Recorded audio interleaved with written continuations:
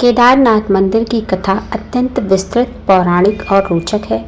इसकी दो मुख्य मान्यताएं हैं जो इस प्रकार से हैं। आइए जानते हैं। पहली मान्यता, पांडवों और पंच केदार की कथा। यह कथा महाभारत काल से संबंधित है। महाभारत युद्ध में विजय प्राप्त करने के बाद पांडव अपने गोत्र बंधुओं यानी चचेरे भाई और अन्य संबंधियों की हत्या के पाप से मुक्ति पाना चाहते थे। इसके लिए उन्हें भगवान शिव का आशीर्वाद प्राप्त करना आवश्यक था। पांडव भगवान शिव की खोज में काशी पहुँचे, लेकिन शिव जी उनसे रुष्ट थे और दर्शन नहीं देना चाहते थे। वे वहाँ से अंतर्ध्यान होकर हिमालय के केदार क्षेत्र में जा बसे।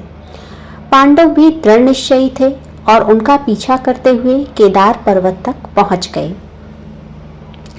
पांडवों को आता देखकर भगवान शिव ने बैल का रूप धारण कर लिया और अन्य पशुओं के झुंड में मिल गए ताकि पांडव उन्हें पहचान न सके।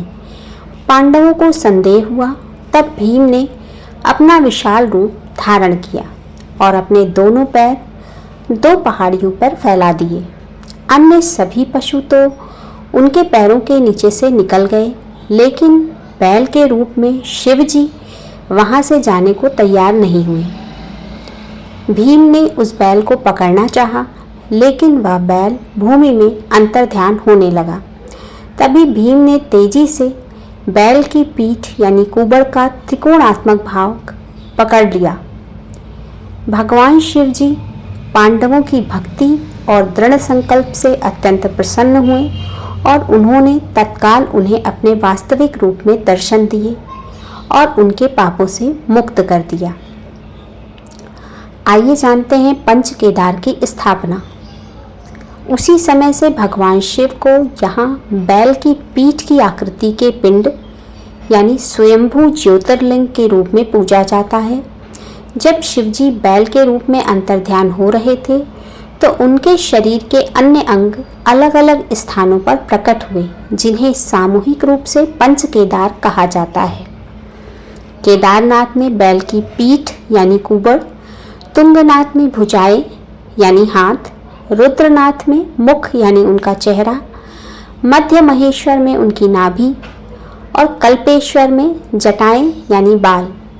पशुपतिनाथ यह भी मान्यता है कि बैल का धड़ से ऊपर का भाग मुख नेपाल में प्रकट हुआ, वहाँ उन्हें पशुपतिनाथ के रूप में पूजा जाता है। आइए जानते हैं दूसरी, नर और नारायण ऋषि की कथा। यह एक अन्य पौराणिक कथा है जिसका संबंध ज्योतिर्लिंग की उत्पत्ति से है। पुराण कथा के अनुसार हिमालय के केदार श्रृंग पर भगवान विष्णु के अवतार महातपस्वी नर और नारायण ऋषि घोर तपस्या कर रहे थे। उनकी आराधना और भक्ति से प्रसन्न होकर भगवान शंकर जी प्रकट हुए। नर और नारायण ऋषि ने भगवान शिव जी से प्रार्थना की कि वे भक्तों के कल्याण के लिए ज्योतिर्लिंग के रूप में इसी स्थान पर सदा के लिए वास करें। भगवान शिव जी ने उनकी प्रार्थना स्वीकार की और ज्योतिर्लिंग के रूप में यहाँ निवास करने का वरदान दिया। तभी से यह स्थल केदारनाथ ज्योतिर्लिंग के नाम से विख्यात है। मंदिर का निर्माण और जीर्णोद्धार। मूल निर्माण माना जाता है कि वर्तमान मंदिर से पहले पांडवों ने यहाँ सबसे पहले मंदिर का निर्माण करवाया था। जीर्णोद्धार कैसे हुआ? समय के साथ यह मंदिर लुप्त हो गया या क्षतिग्रस्त हो गया। 8वीं शताब्दी यानी लगभग 1200 वर्ष पहले जगत गुरु आदि शंकराचार्य जी ने मंदिर का जीर्णोद्धार करवाया और मंदिर के ठीक पीछे उनकी समाधि भी स्थित है। हर हर महादेव।